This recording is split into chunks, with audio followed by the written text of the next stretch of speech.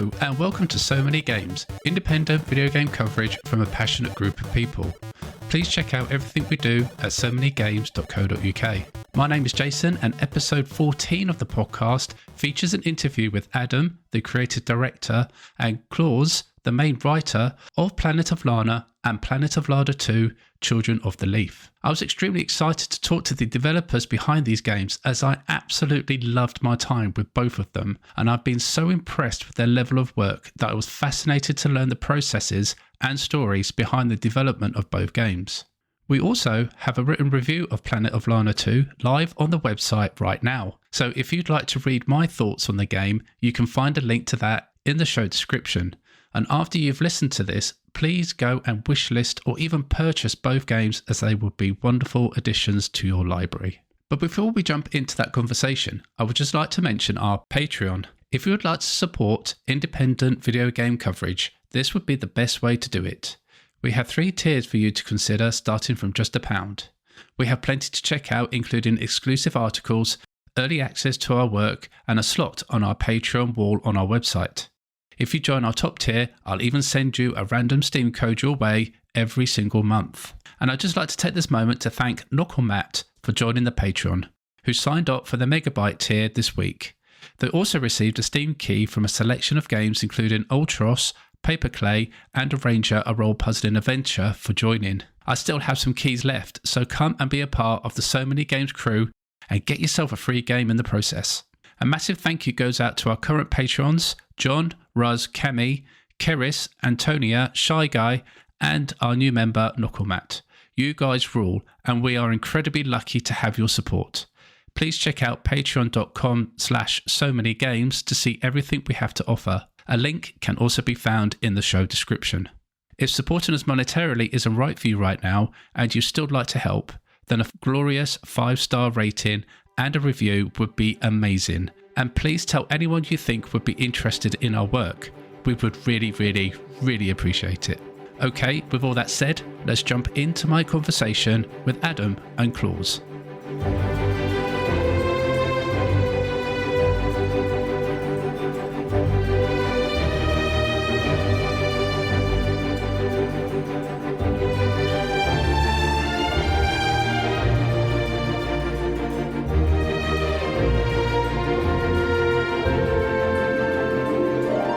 So hi, I'm Adam and I'm the creative director and co-game director together with Klas here at Wishfully. And yeah, very excited to be here. Hi, my name is Klas. Like Adam said, I am co-director as well of Planet of Lana and Planet of Lana II, and also the scriptwriter. Hello. Thanks so much, guys, for jumping on to the podcast. And I'm really excited to get to talk to you about both of these games. You know, they're highly regarded in my gaming brain as like some of the great games that I've played. You know, they're very memorable for many reasons, and hopefully we're going to get into some of those in this interview. I'd love to know a little bit about your game development journeys. Where did you start and how did you end up at Wishfully? So it's going to be a very long answer. You have to stop me and us. But so, I mean, our journey together creatively basically started when we were 12 years old, because we grew up together in Sweden in a town called Kalmar. And we started, I remember I was over at Klas' house. He had a computer and he showed me Photoshop. And we made these very, very cool, like Star Wars posters and, in Photoshop. And that was like, my brain just melted. I was so excited about this like technology and what you can do. And we both were very much into drawing and, doing a lot of creative stuff. And we've basically been doing stuff since then. I mean, then we went to, we continued doing stuff during school, and we also did some games actually when we were teenagers, and we were working then in Flash, making like web-based games and stuff like that. Yeah, and I can just speak for myself. Like I was so so interested in and immersed in the whole gaming world since I was very young, since I got my first Nintendo and later on my Amiga 500, and I played these games like Another World, made a big impact on me, and obviously that's been a big inspiration for Planet of Lana as well. And yeah, I just fell in love with games at a very young age, and that never kind of left me.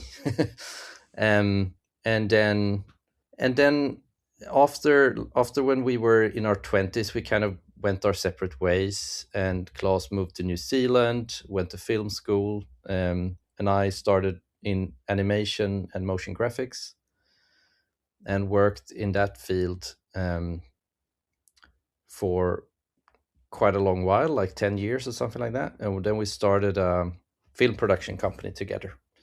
And we ran that for a couple of years before taking the leap into game development, basically. So that's kind of very, very broad strokes. And do you want to add something to that, Klas, before I go into the birth of Planet of Lana and all that? Yeah, I mean, our stories are very much intertwined, as you can hear, and like our journeys. And I guess we it's very similar for me as far as the games. I've always been really, really interested in games as a storytelling medium and like how that combines. Obviously, coming from a film background as well, like those were the kind of games that I always enjoyed. Like my big sort of, I guess, turning point or like big aha moment in gaming was like playing Final Fantasy VII for the first time, and then the subsequent 10 times I played it through, in my teenage years. But yeah, I think you did a really good job summing that up, Adam. It's like you can tell one of us has been awake a little bit longer than the other. But yeah. Yeah, I can continue and just talk about how Planet of Lana came to be. And I mean, we were in this animation and film industry doing a lot of commercial stuff, and also together with a third person that's also the lead game designer at Wishfully, also Don Faxe. So the three of us grew up together, and we also had this film production company together. But from my end, I was very tired, and I think all of us were at doing, creative stuff for clients that didn't really appreciate kind of what we did and what we could do, and ultimately it was to sell toothpaste and that kind of things. So, and I was in my 30s, or just turned 30, and had my second child was on the way, and I just felt like I've learned so much over the course of my life creatively, just having a broad experience of illustration and animation and directing stuff and all these things. And I thought like I need to try to do something with this, like for myself, do something that really matters to me, and that I can put my heart into and be proud of. So that's where it all took form, and I really wanted to do a game, and had wanted to do that for a long time, but it was hard knowing how to get into the industry. But then in around 2010, when digital distribution became a thing, and all these games came out like Limbo, Fez, and all those games, made it, or Braid and all those, and I love those games. And that's when I started thinking, this could be something that you actually could do now. But yeah, then several years later in 2017, finally took a decision to try and do something. And then I painted this image in Photoshop, this concept art image, together with an idea of this sci-fi story of this young girl and her little creature companion, and they're kind of with a base idea of they're taking place on another planet, and this sci-fi story of this AI robots and stuff.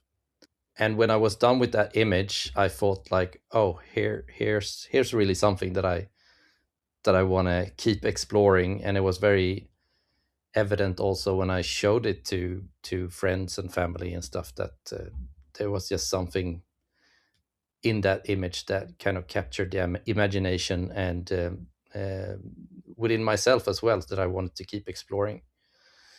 So then I decided to, that I really wanted to make this happen, because I mean, when you're working creatively, it's also so easy you have all these ideas all the time, right? And once you start working on an idea, it's always, you come up with a new idea, and that's one's always going to be better than the one you had.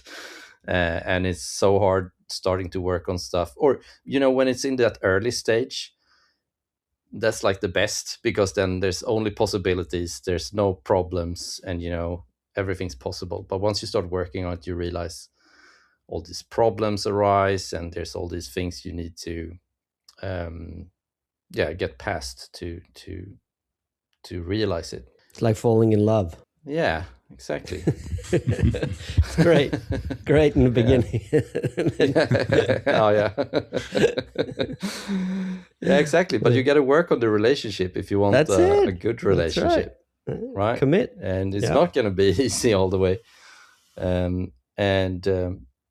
But yeah, and then I worked on it for a year by myself, like on weekends and evenings, just doing more concept art. And from the beginning, the whole idea was to have it very retro inspired, like those old games that I grew up with, like Another World, Prince of Persia, Flashback, Oddworld, Abe's Odyssey, those kind of games. So the idea from the beginning was that all the animations was going to be like frame by frame, like cell animated. Because I figured I was going to do this game by myself, basically, because I thought, I didn't think that I could bring anyone else in, basically. And in the beginning, I tried to get people in also, but that wasn't that interested, because it was very early with everything. But it was very retro inspired, frame by frame animations. And then after about a year, more and more people joined in. Klas joined in as co-director and script writer. Our lead animator Olle Engström joined, and yeah, it was a bunch of people. And Dawn, our lead game designer, also joined in, and we were ultimately 7 people basically starting the company, and it started to take form. But a funny thing there also is that we pitched the game. We had an idea at first that we were going to do like a vertical slice in 5 months or something like that. And we hired a programmer half-time with the idea to do this vertical slice, and it was totally unrealistic. But we didn't know, because we never made games professionally before, right? But we joined this this incubator program here in Gothenburg that helped us with that allowed us to go to these game conferences and pitch the game, because we didn't have any money, basically. So we went to our first game conference and we pitched all these publishers. And, it's still the concept art that is like the main key art of Planet of Lana 1. That's the first concept art I was talking about that I drew. And everyone loved like the concept and like the concept art and, the verbal pitch of it. But the vision of the game and the actual prototype we have and the approach we had to doing the prototype, and also our like production plan, was looking back very, very naive. And the publishers basically came with very rough feedback and let us know basically what they thought about it, of course. But then we scrambled and we redid the vision and went away from this like very retro inspired 2D style into this 2.5D more immersive way of doing it, with characters in 3D, much more responsive control and animation system, and also joined up with some other people that allowed us to have a programmer for a year, basically, so we can do a proper vertical slice with more people and with a better vision. And that's what we did. And then ultimately we got signed by Xbox and then by our publisher Thunderful in 2020, and then we were funded and could start production. That must have been a great feeling. It was a very good feeling. It was a lot of years. It was 3 years without funding and 2 years of going around at game conferences and pitching the game and just trying to convince people that we could do this. So yeah, it was a very good feeling. And like obviously in Planet of Lana, the biggest like concentration in the game is obviously on the relationship between Lana and Moy. Like how did that come to be? Was that always there, or was it just Lana to start with and then Moy came in later, or was that always the idea from the start? No, that was the idea from the start. So Lana, that core has always been there, like Lana and Moy together in this sci-fi epic adventure. That has been the core from the beginning. But then of course Klas joined the project, and then it started to take the form that it actually got in the end, and that's also been a long process along the way. Sorry for you, Klas. Was that what was that like writing the original Planet of Lana? I mean, amazing. It was the best, and like it's so interesting hearing Adam like retell that story, and it's important for me to like remind myself of that as well, because like I think it was so much easier for me in a way, because in 2017 when Adam first emailed me about like he emailed me the key art, or like sent me the key art, I just moved to Australia. I think it was actually like the day I arrived in Australia was the day he sent the email saying like, I really want to go for this. I really want to have a go at this. Like, would you be keen to maybe like join in? And then in those interim like sort of years, like I was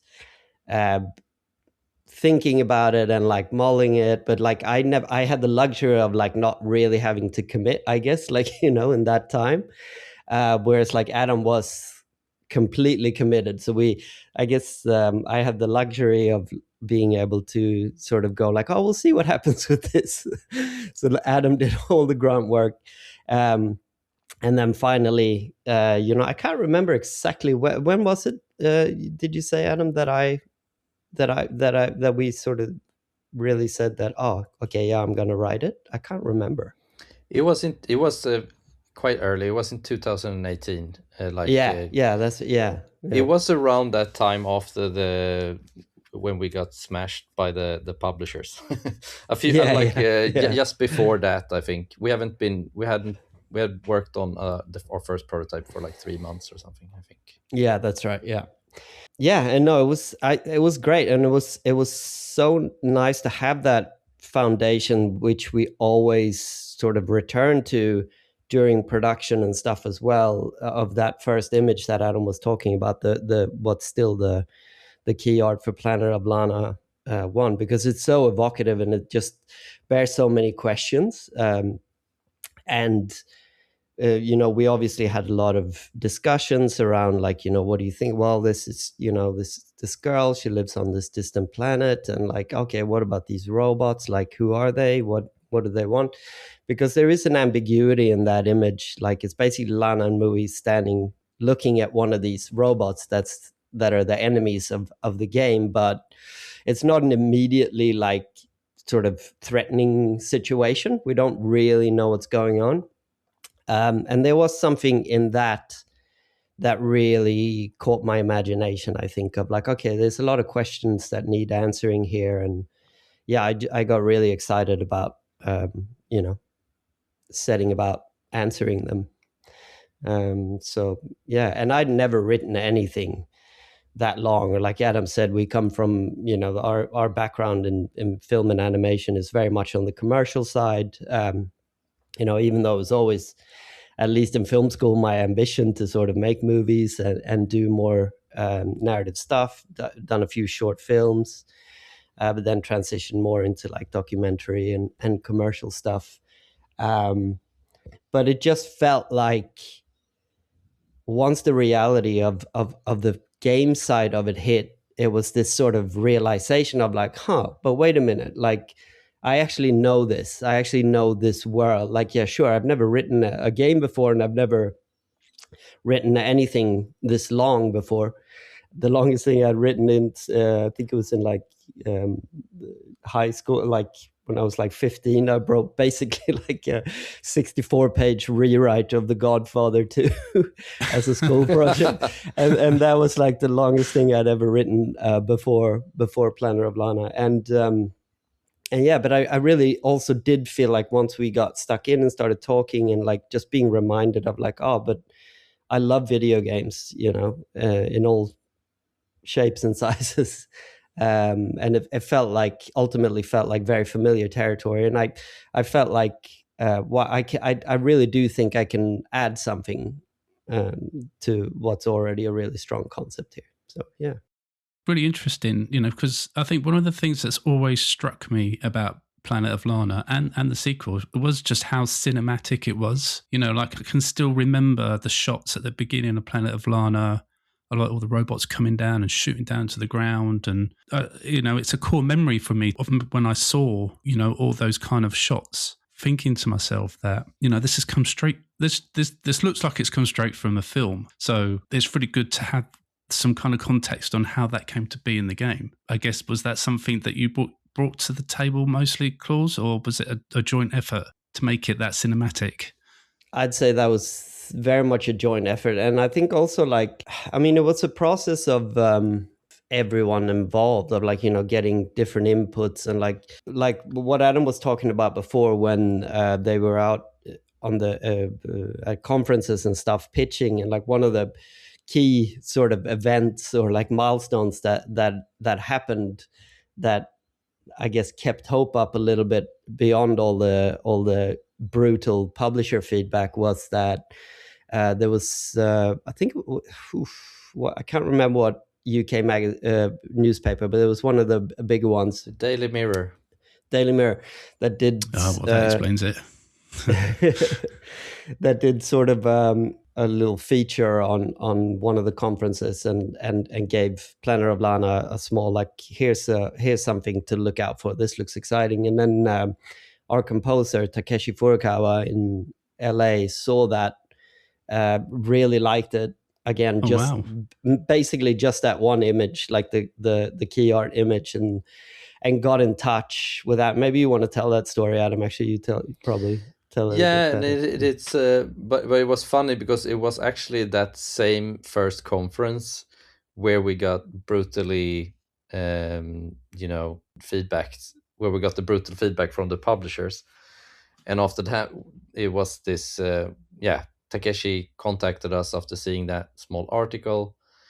And I pitched the game as Inside plus The Last Guardian in a Studio Ghibli universe, kind of like the elevator pitch. And then obviously Takeshi having composed the music for The Last Guardian, it was just surreal that he sent an email, and I thought it was a hoax, honestly. Yeah. But we continued talking, and then we really vibed creatively, and after a few years talking, he signed on, and we're just so happy with that. It's just been incredible having him compose the music for both Planet of Lana 1 and 2, and it's really elevated the whole experience to another level for sure. And I think and just weaving it back into your previous question there, Jason, I think that was one of those, because me and Adam were both, I think our idea of what the music and the tone of the game should be was something quite understated and a bit impressionist, like more Ghibli inspired, more on the music side as well, of piano, like scaled back piano, sort of drifting, wandering, more asking questions than providing answers sort of thing. But then when Takeshi came in, like, he's obviously very, very much in that John Williams, like sort of big orchestra Hollywood tradition. And that was his suggestion. It's like, no, you've already got that part in the visuals. Like, this actually is a really epic story. I think we should go big on this. And that obviously was a huge part of that cinematic vibe that you talking about too. And to feel confident to make that leap of like, yeah, but just because we're doing a side scroller doesn't mean that it can't be an epic sci-fi adventure, Yeah, no, I'm really pleased you touched upon the music because, like you say, it's such a important element in the game to make it feel so cinematic. But like in both games, really, the soundtrack really like heightened the quieter, the more emotional moments, as well as the bombastic, action parts as well. So it was really interesting to hear how the music came to be and how Takeshi came to be part of the project. It's really, really cool. To your point there as well, that like because we're working with people that haven't played the game, it's like the story is told completely in a made up language and there's no subtitles and stuff. So there's a lot of interpretation that we place upon the player, and like the music plays, whether big and bombastic like you say or more scaled back, the music really helps to tell that story, of course, as well, especially in Planet of Lana II, where the story is a bit deeper, more complex. The dialogue scenes are sort of like a little bit longer. We've really pushed that element of it. The music just does a lot of the heavy lifting there as well, along with other things, of course, like, it all comes together of like tone of voice, our amazing voice actors, the animators are incredible at just speaking volumes by just the little body language things and like all those things. But yeah, it's very cool to just see it all come together. It's very, very cool as a player to see it all come together too. But throughout this interview, I've got a few questions scattered throughout from the So Many Games community as I put a call out, and some of our members did come back with some questions. The first question I have is from Astrono Luke, and they ask, like, 2D platforming, puzzle solving and storytelling seems like a hard task to fuse together. What was the thought process behind that? To me, I don't think it is that hard to fuse it together because, I mean, I've played a lot of great, cinematic platformers that I think do fuse them together. And I think also, I mean, Inside, as I said earlier, is like an obvious inspiration to the game as well. And I just think it has one of the absolute best starts of any video game ever made.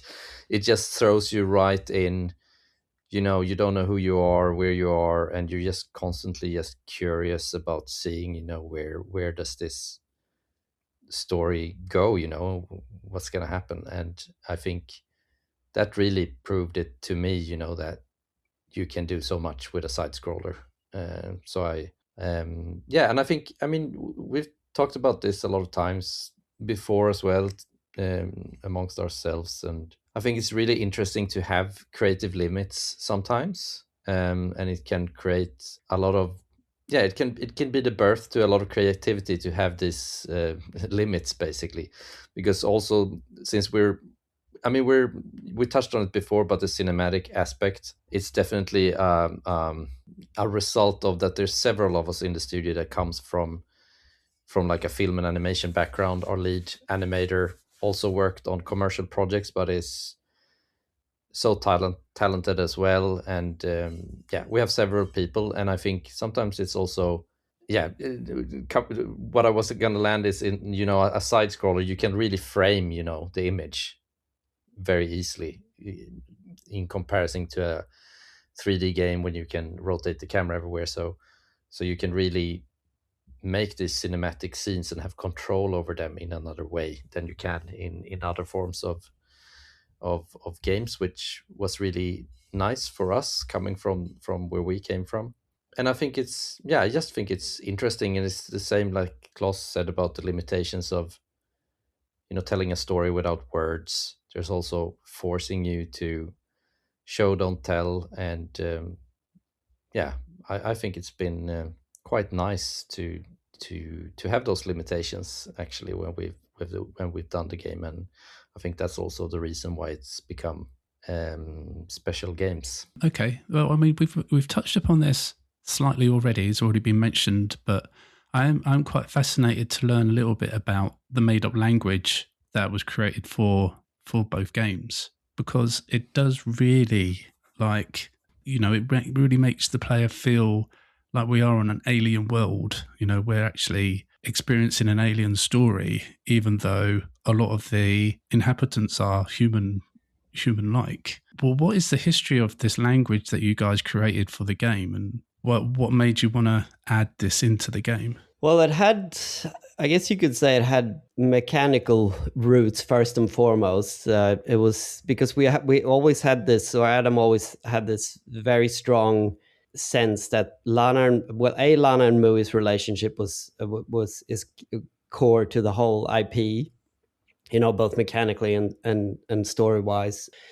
And also like their collaboration, that Mui was always going to be like a loyal sort of pet that you give commands to rather than take physical control over and turn around. Like that's how we wanted to build a relationship. So like the first words that were written for the language were the 4 commands that Lana tells Mu. It's like come, stay, go there, and perform an action, sort of thing. And I think it was actually our sound designer Francesco on the original game, like during the prototyping stage, he just like sort of made some little words that are the seed of what the language then became when I stepped in and ruined everything.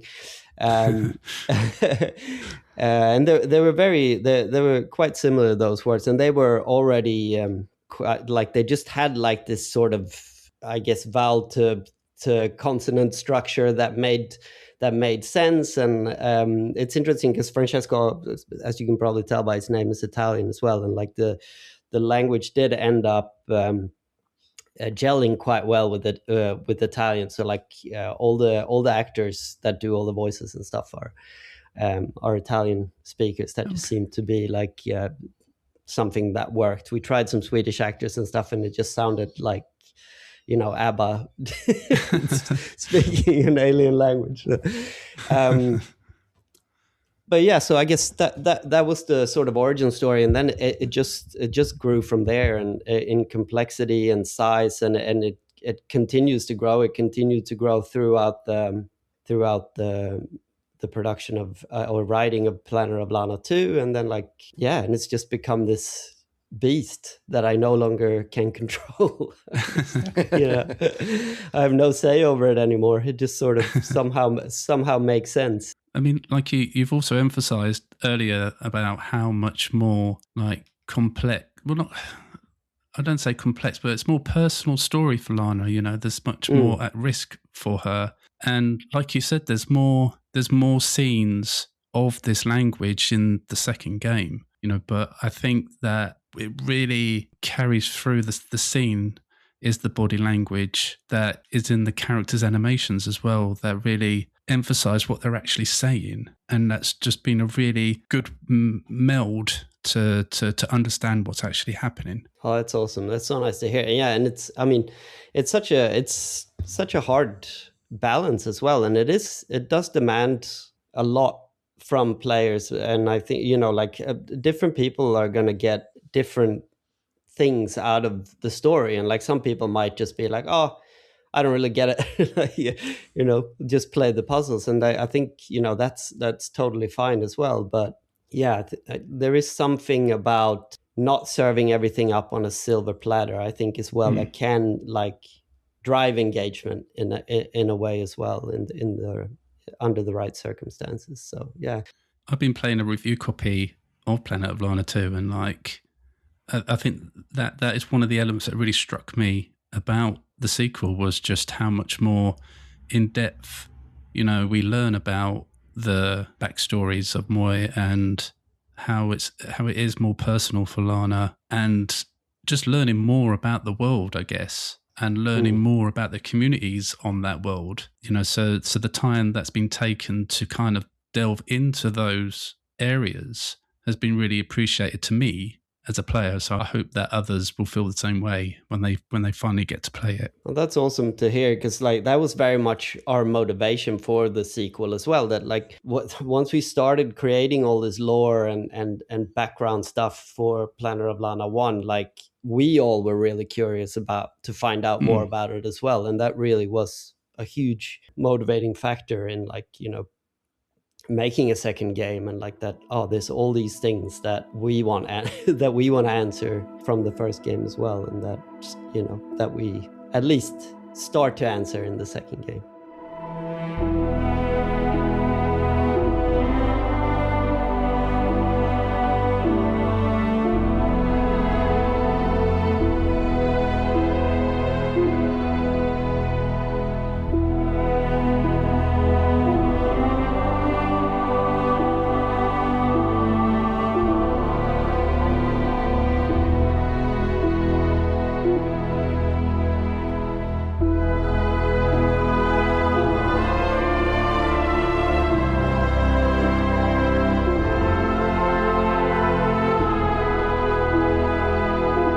For our second community question, Shy Guy comes in and he would like to know how you designed the puzzles. Is the idea typically fully formed and tweaked through QA, or do new ideas happen during the testing?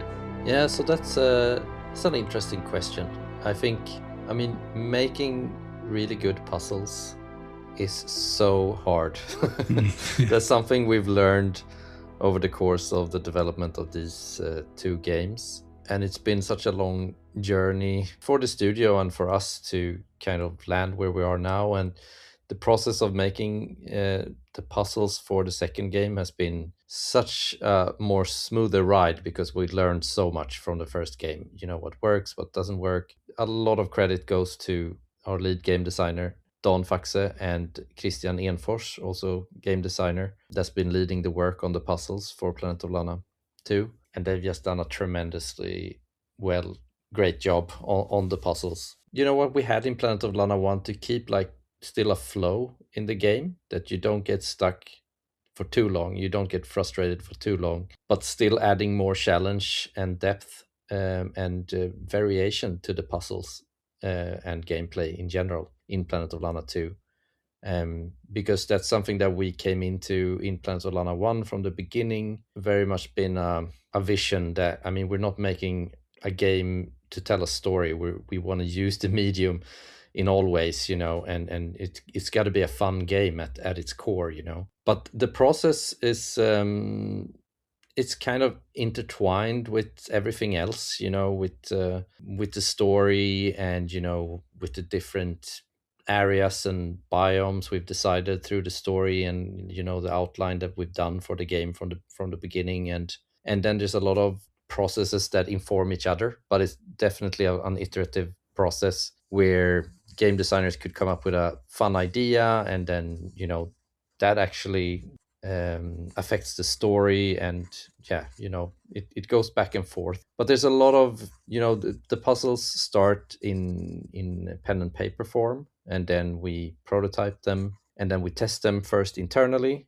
in the studio, and then, you know, if they pass those tests, they're like gatekeepers, all these different steps, and then we test it externally, friends and family and other people we can find that want to help us out, and then and then we prototype them in like this prototype environment where they're just, you know, very gray boxed kind of environment, and then they make it into the game, and then obviously, you know, we keep iterating on them throughout the whole development process, I would say. And you know, there's a lot of things that needs to go together, and for this second game we've cut away a lot of content that was, you know, good puzzles or like, you know, good fun areas, but didn't work pacing wise, because for, you know, it's a package, everything in this game or in these games, with, you know, the storytelling, the cinematic moments, the pacing, and yeah, just the pacing of that loop of puzzling, and then you get a story beat, and then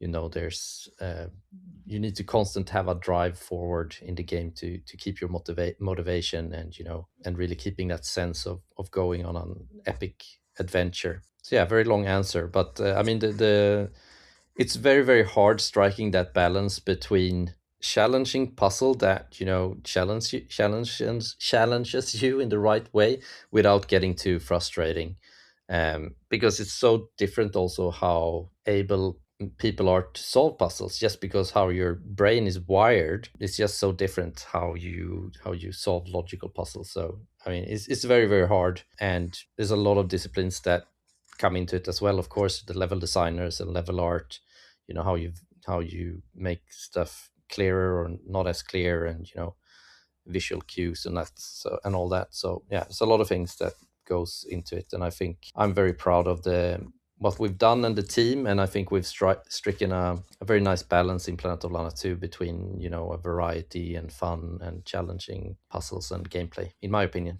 I think that was one of the things going into playing the second game, was how challenging will the puzzles be?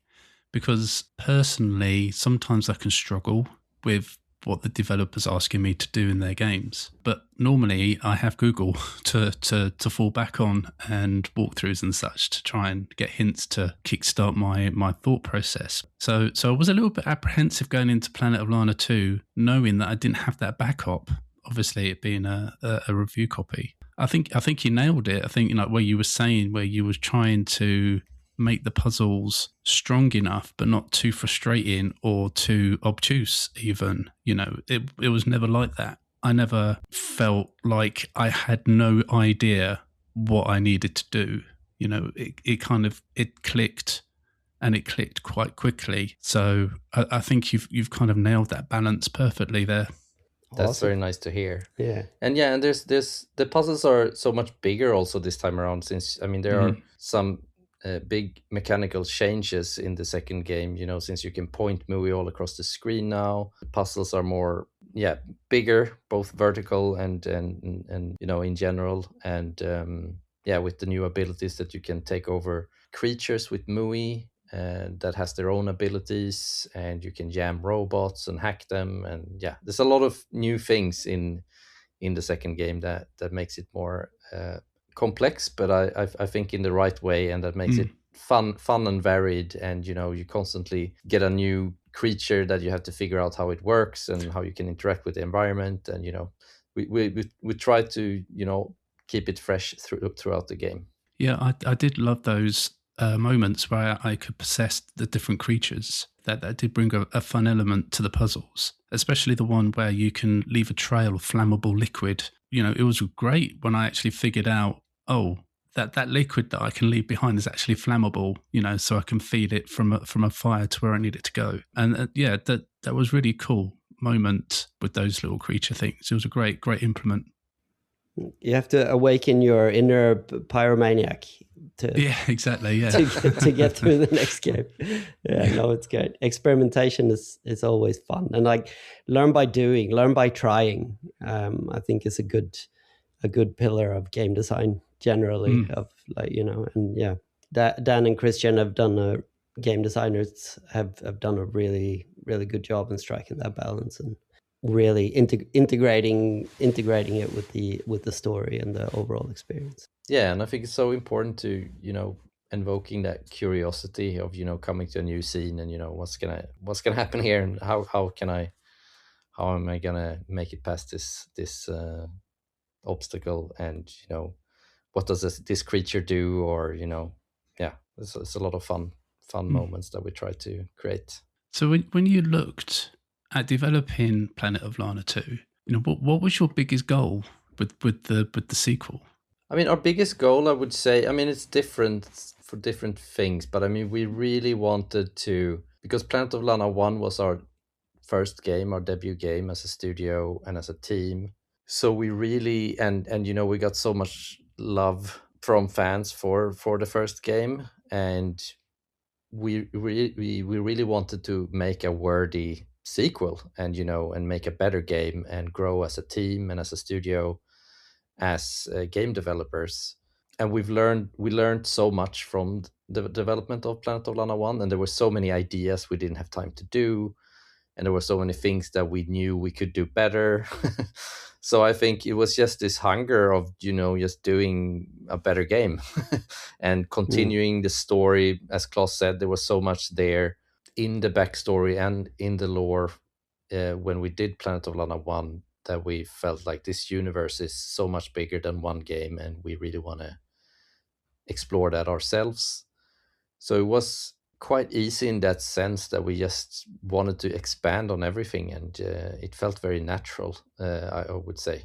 Yeah, I think on a personal level, like from the narrative side, like you touched upon before as well, Jason, that to really push that sort of non-exposition storytelling and see how far you can actually take it, and how complex and like three-dimensional can you make a character that you can't actually understand what they're saying. And I think like that's been a really really interesting journey for me in this game, and like just knowing now, having a better handle on like all these tools that we have to tell the story, and like just see how far we can push all those elements, like the music and the animation and the dialogue and the voice acting.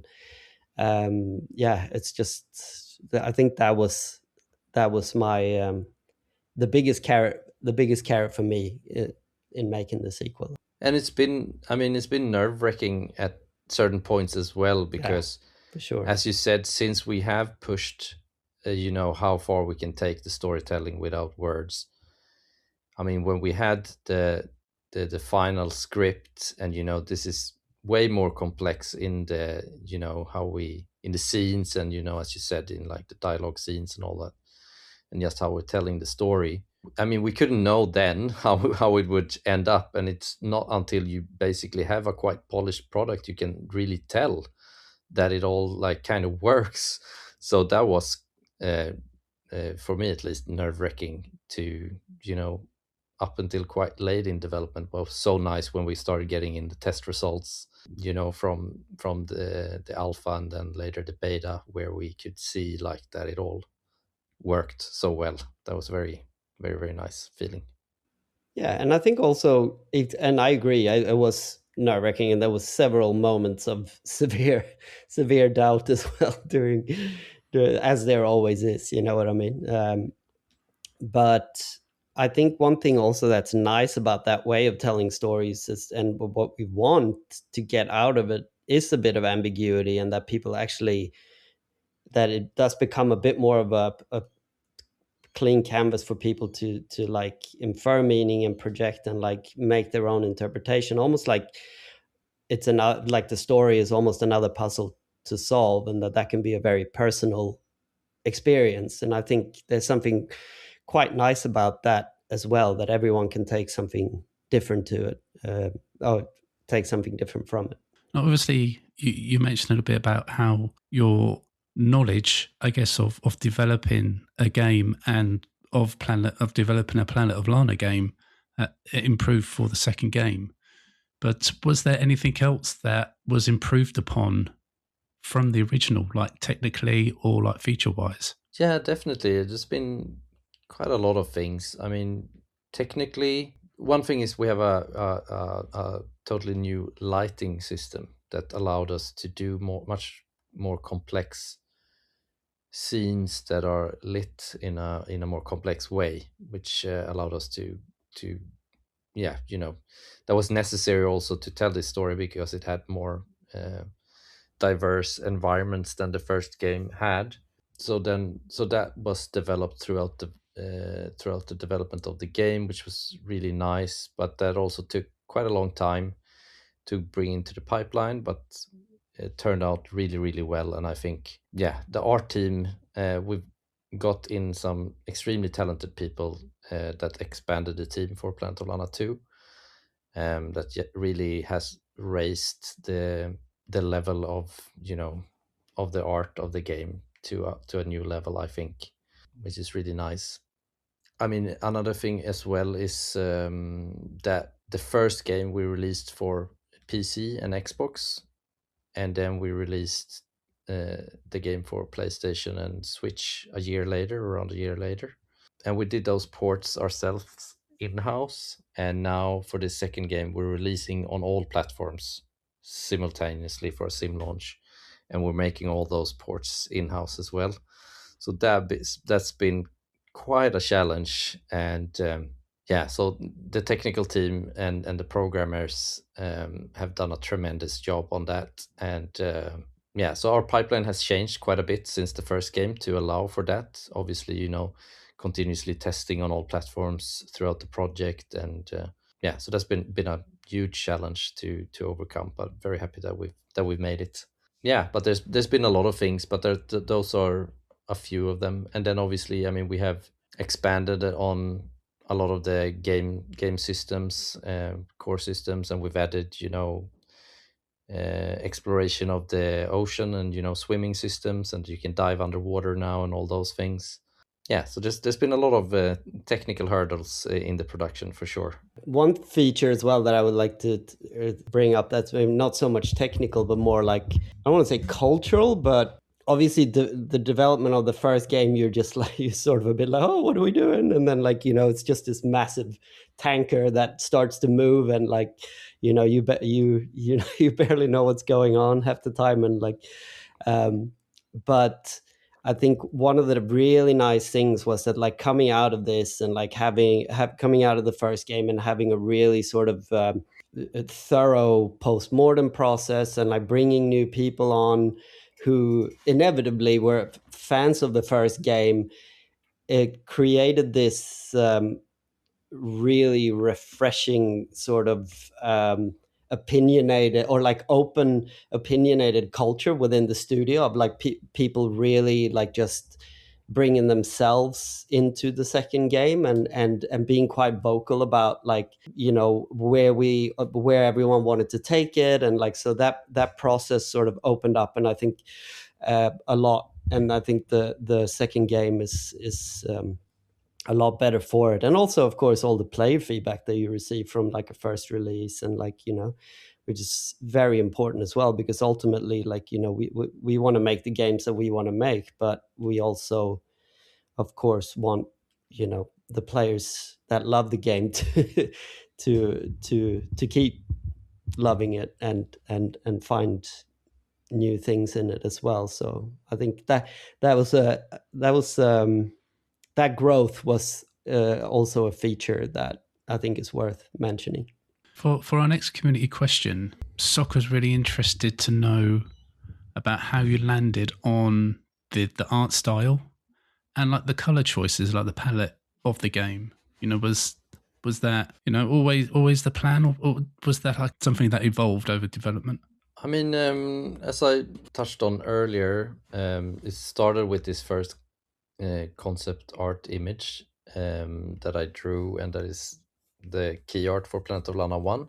And then the next concept art and the next built upon that, and it was really, I mean, it's heavily inspired by Studio Ghibli. That's should be stated.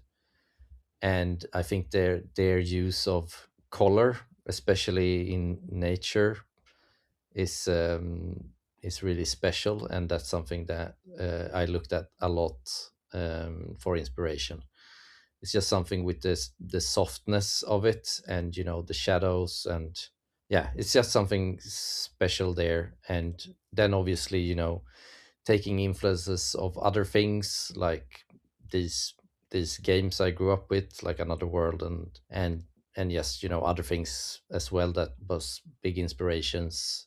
Yes, a multitude of things that all boil down to the style that is Planet of Lana, with our kind of unique touch where we blended in with this. It's almost like watching into a like a doll theater or something, with the black foreground and that frame it all.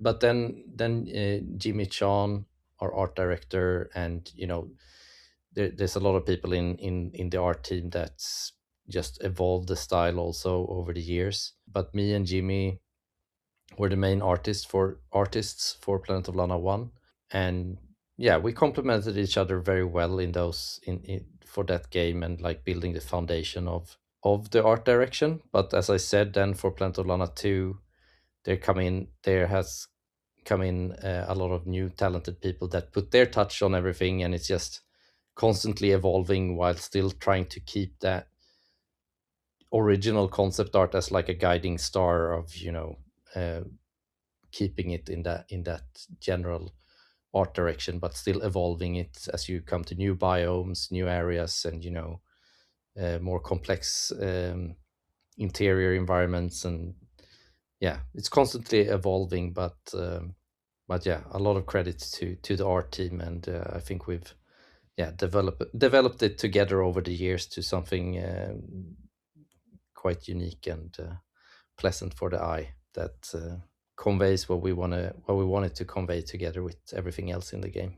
I feel like there's also, and you could maybe disagree with this, Adam, but it's like there's something about seeing the world through the eyes of a child, of like, because obviously Lana is, she ultimately, even though she goes through very sort of trying adventures, she is a child, and there's something in that, and I think that's a lot of what the Ghibli shared DNA is as well, of that those moments that you remember from childhood are those like sunny summer days and those big open fields, and like that's sort of how you experience the world, like that really, that atmospheric sort of perception of reality, I think ties in a lot to childhood. And I think both me and Adam, like having daughters, and I think for me there was always something there as well, with that window into childhood, or like, remembering those moments of stepping into the world, and like feeling that first sense of adventure and independence, like really is at the foundation of the whole atmosphere and the look and feel of the game as well. Yeah, totally agree. Yeah, I definitely agree too. And I think in like the second game, like obviously where where we've talked about the made up language, and how you use the body language of the characters to try and portray what's going on. Like you've really gone into depth on the visuals telling the story as well. There's a lot more like murals, and more. I felt like there was more camera when the camera pans out, and you can see like the whole town center, of a community, or some paintings on a wall or whatever, and it really helped to portray what the story that you were trying to tell. It was really well done in that aspect as well. Thank you. Yeah, and this that stuff is multi-layered as well. Like so a lot of the murals are, it's sort of lore, like historical lore, like in the first game, that reinforces like the backstory and like all of that. But what I really love about it is that simple storytelling of like conveying character more as well. Like in the first game, it was sort of like we knew we had this really short time to introduce Lana as a character, like who she is, and like we did it by this like sort of chasing game that she plays with her sister, and then we go like, okay, well, we need to introduce, we need to introduce some sort of depth to this relationship as well. How do we do that? Oh, well, maybe the game ends at what we understand to be their parents' graves, and then that becomes like an image of the dynamic of their relationship, like how close they are and how dependent they are on each other, and like maybe more so like Lana's dependence on her big sister that subsequently gets kidnapped by invading robots. But we wanted to do a callback to that in the second game as well. So like the first is a short prologue that sort of recaps the first game a little bit to refresh for old players and just catch new players up to speed. But the first thing we see of Lana in this game is she's sort of deep underground in this shipwreck that we come across in the first game as well. And there's a mural of a family of like a mother, a father, and a child traveling to Novo on this space expedition. And that says something about the lore, but it also says something about straight away, like where Lana is mentally and personally right now. Like she's searching for answers, and it all sort of ties back to this trauma, I guess, of like, losing her parents at a young age. So yeah, that's one of my favorite parts about making these games, actually. It's just like those little subtle details that give you a clues about where the characters are emotionally, as well as telling like this backstory. And like you really touch upon Moy's backstory in the second game too. And was that always the plan? Did you always want to try and delve more into its history, or how did that come to be? Definitely, and I think in without spoiling too much, that we do touch on it in Planet of Lana 1 as well, like very, very, very briefly. And I think that's what's so nice about the whole process of it, of like that, just like this, there is this world that it's almost like it exists already, and you're just chipping away, like there's this fog, and you keep going like that.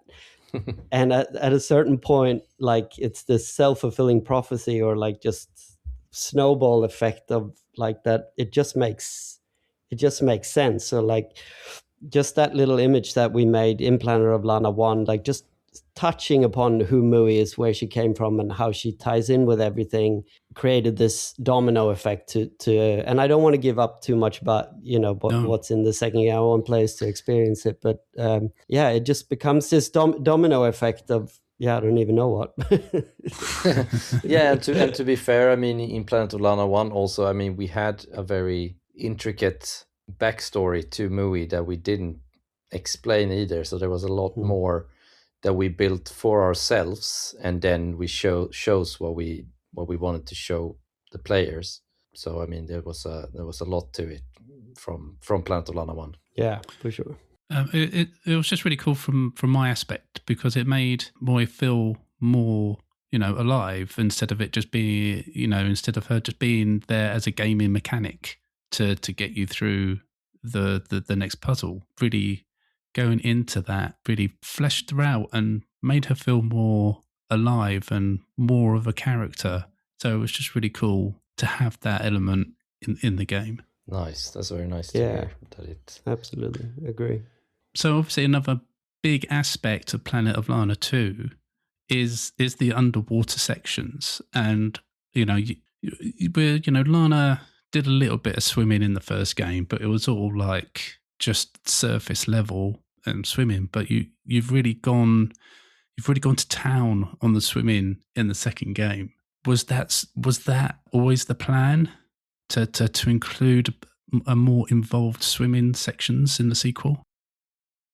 Yeah, it was, and it was something that we wanted to have more of in the first game, but from scope decisions that we decided to not go there, which was very good, so we could get the game out.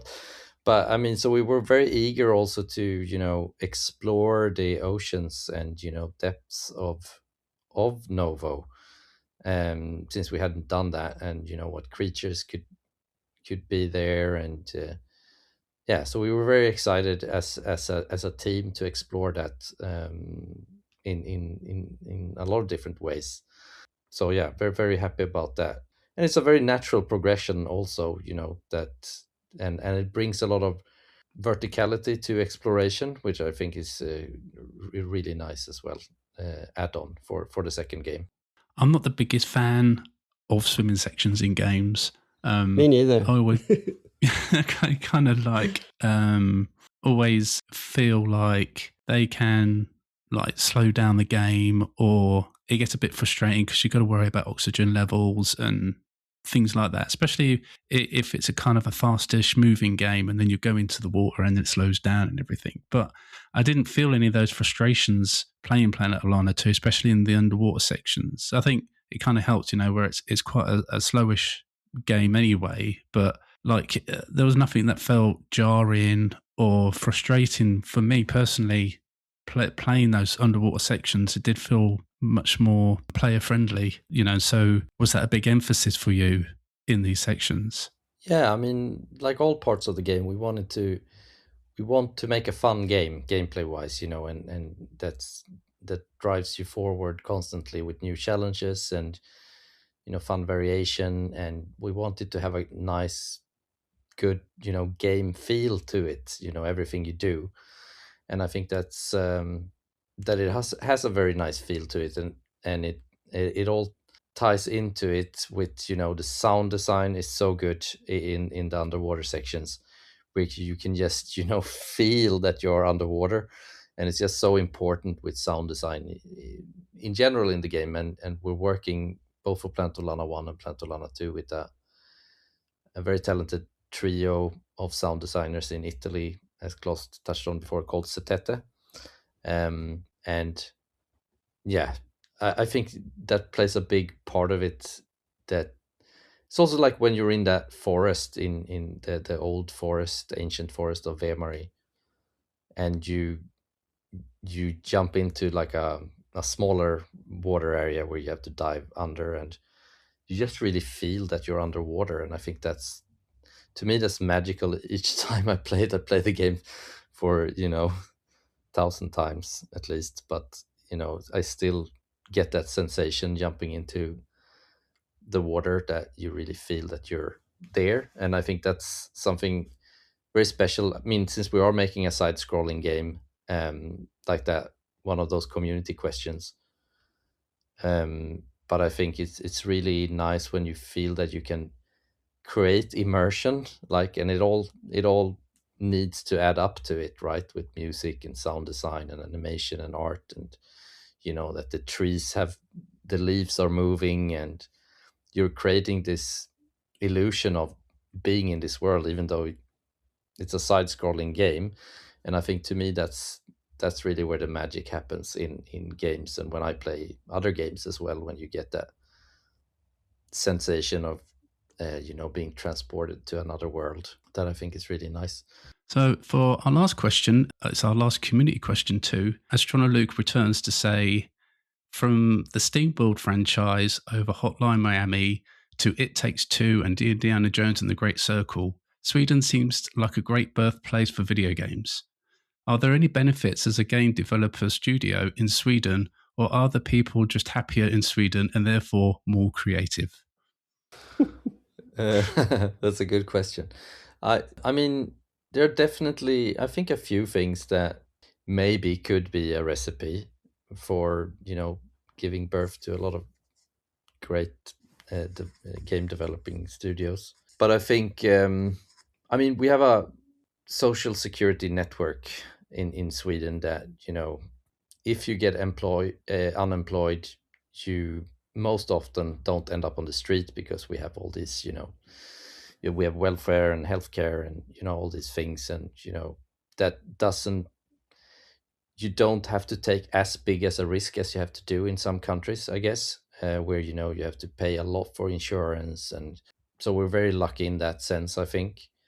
So that's one part of it. And then, I mean, we would never have been able to do Planet of Lana 1 without being part, I mentioned it just briefly, this incubator, which is this like acceleration program that exists here in Gothenburg, in our neighboring city Skövde, which is a state-funded incubator that takes in, you have to apply for it, and they take in these aspiring game developing companies, and they have like coaches, and they give you tips and advice, and also allows you to, you don't get funding for your game or anything like that, but you get the chance to go along to these game conferences and meet the people of the industry and pitch your game and stuff. And I mean, that's a huge thing starting out, because it takes a lot of resources and money to do that on your own, to just get in contact with the right people, and showing your game in front of the right people. And I don't know exactly how it works in other countries, but and how common it is with those kind of incubators and accelerators. But that was, without that, Planet of Lana would definitely not have existed. Yes, I mean, those are two things that I can come to think of. And then Sweden was quite in the forefront also, like in the late 90s. We also had this like program where everyone got to buy like a PC at with a state what's it called, state discount, the state funded parts of it, so you could get it at a big discount, because basically, the state wanted everyone to be, familiar with computers, and this was the future. And so I think we have several generations growing up quite quickly and early adopting this new technology that I also think is part of it. I think it's just because it's cold. You just spend a lot of time indoors. Nothing better to do. No, but it's and we're definitely not happier in Sweden, I can tell you that.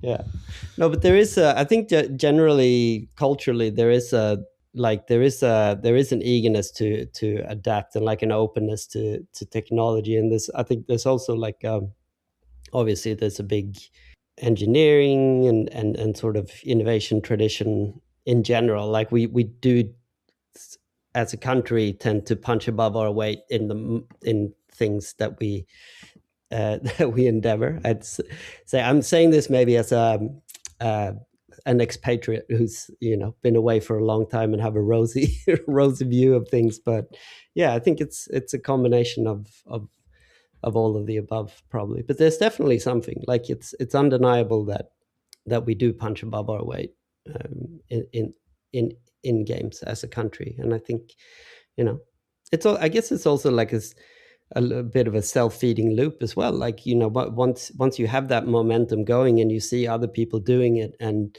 it inspires you to be like, oh, maybe we can do it too, or maybe I can do it too. So yeah, the momentum is there, and the future is bright.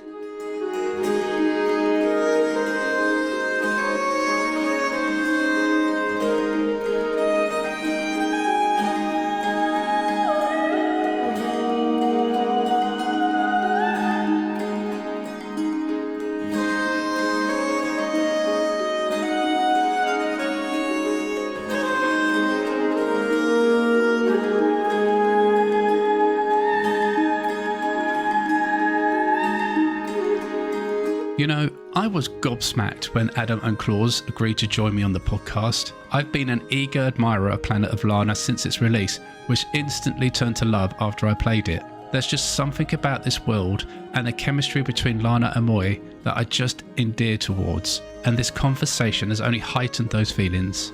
If you would like to keep up to date with Planet of Lana, then the best way would be by visiting the Planet of Lana website, or you can follow Wishfully on all of the major social platforms. I'll make sure to add links to those in the show description, and I'll also add the link to the Planet of Lana II Steam page too, so go and grab it, it's out right now. Before you do that, I would just like to remind you all that we do have a Discord server where you can chat to the So Many Games crew and other like-minded people on video games, life and our work. We'd love for you to be a part of our community, and do come and say hello and let us know what you've been playing. Don't forget to check out somanygames.co.uk, which is full of amazing reviews, articles and interviews. And please stick around to the very end of this podcast to catch some messages from some of our fellow creator friends.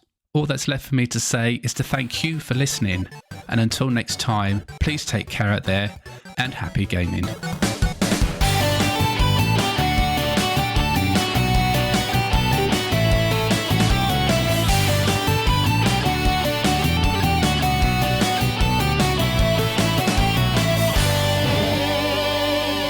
Do you find yourself playing older games and wishing that there were new discussions about those games? Enter Tales from the Backlog. Hi, I'm Dave Jackson, and on each episode, I'm joined by a guest to break down those games that may be stuck in your ever-expanding backlog. Each episode looks at one game in depth, focusing on mechanics, story, music, and other aspects with no spoilers until a clearly marked spoiler wall in the middle. If you've played the game, go ahead and climb that spoiler wall and enjoy in-depth story discussions, and if not, jump out when we warn you and maybe go play that game for yourself. We have over 100 episodes in the feed, everything from Disco Elysium to Tunic to discussion episodes about how to get into horror games, and if games actually need to be fun, or if they have more to offer. I guarantee that there's something in there for everybody. Once again, that's Tales from the Backlog, available wherever your podcasts are found.